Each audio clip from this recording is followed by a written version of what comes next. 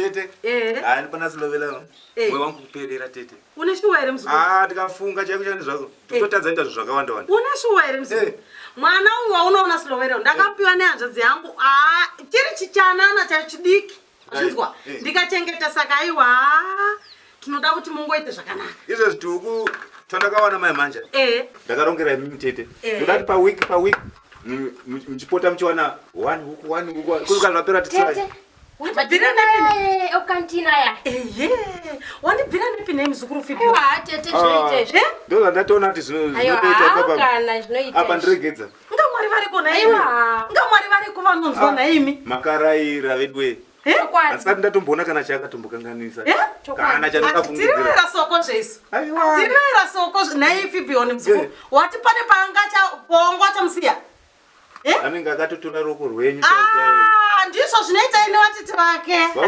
Hatina unonza anorabwesu. Ndikuda kutotsvagira Zambia. Aiwa tsvagira. Akatoshanda hapo pamusika. Akunotengera. Aiwa. Pane munhu ane chikwereti chake. Saka ari kunetsa kubhadhara. Saka yangu ndorara chi? Zambia. Mwananzi yangu. Naiwe Fibioni mzukuru ndibate. Aiwa. Chikundo kunonzi kupinda ne. Mwana naimi mwana vanopindira naimi. Zvose ndokuitirwa. Izvo ziteteka. Ndikuona hapo kusaplasta chi?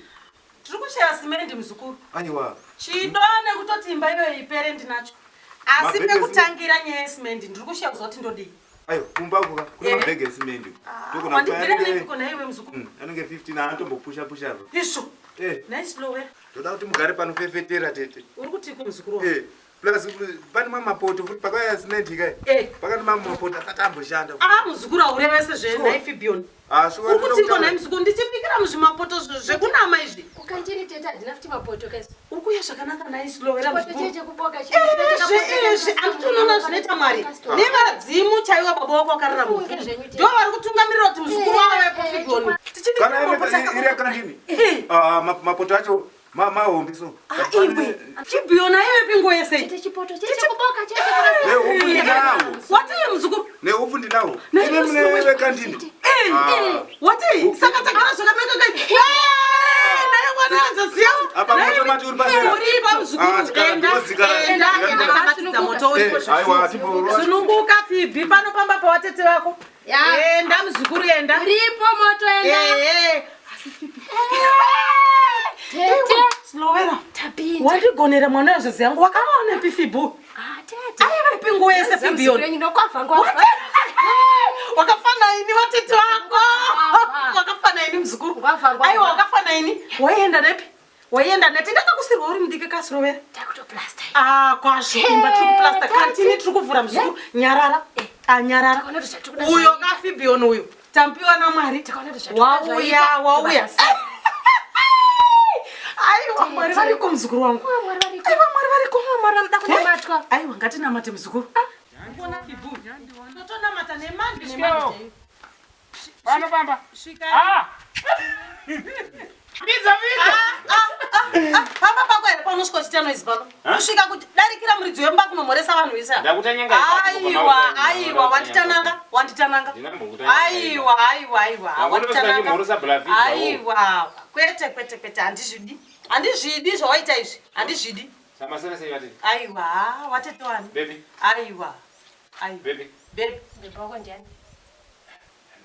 Ne Silovela zvadi munazana ndatoya. Baby mzukuru wangu. Newe. Baby mzukuru wangu here. Ndinoziva Fibioni. Ndinoziva Fibioni uyu. Unoda kundipa mabhegi esimendi 15 kuti imba ipere. Muruti makatobata. Ndinoziva Fibioni. Kwete iwe. Taura tete wako. Kwete iwe. Fidza. Desmond. Samada zeberanga. Wada uzebera. Rako sha.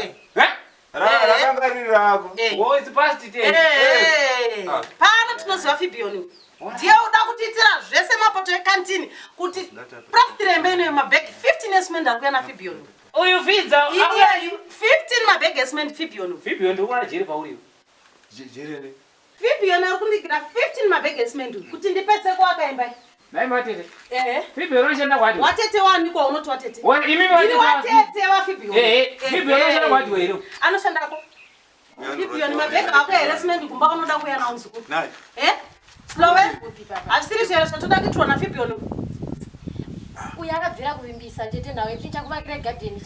Garden. Wakaite? Makamona chiwe. Wakauya ne? Nungo. Ndasungisa masande arada kukupaika. Ndiya chariye. Fibioni ndinopika mwana wanzadzi yangu.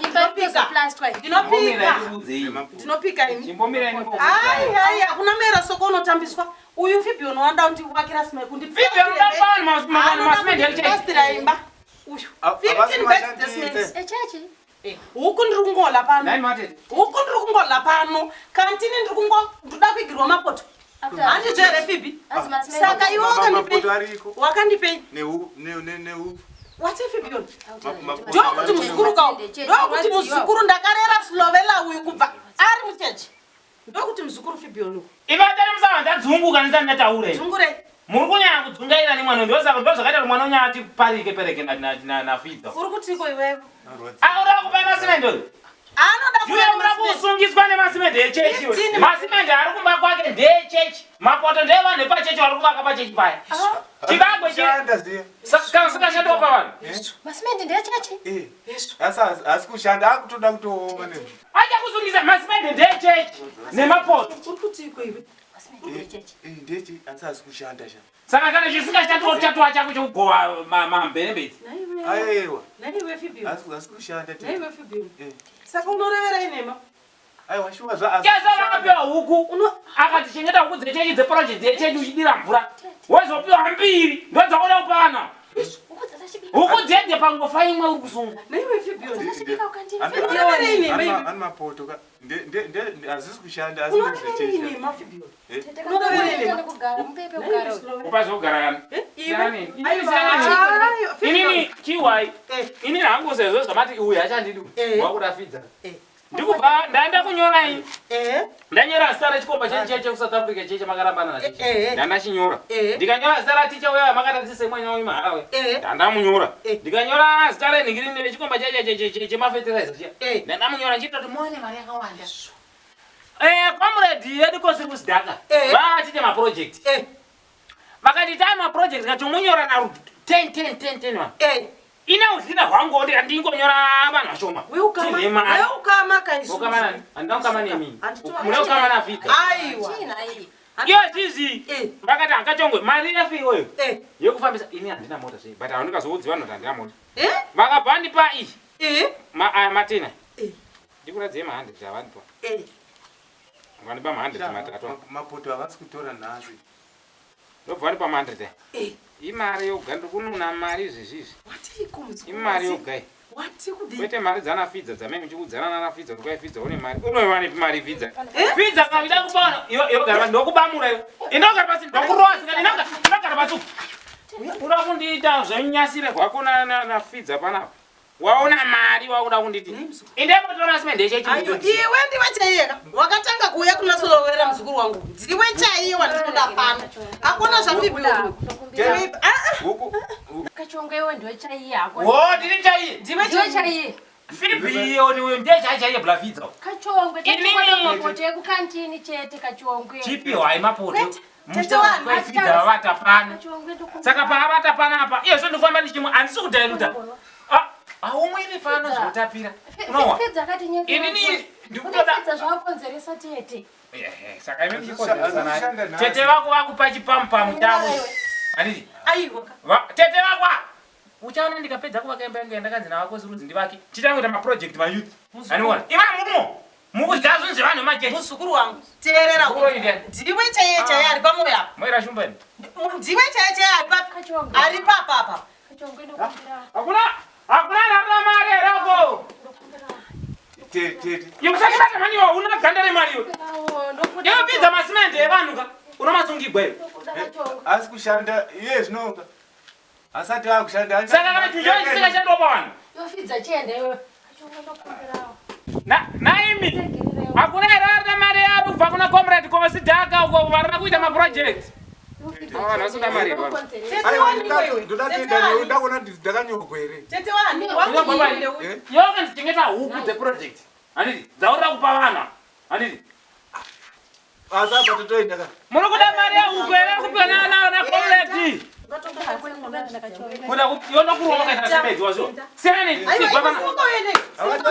Enta. What antakanyo. Kuja bwana. Jamani. Yo sami jaira yo. Hauna ganda re mali.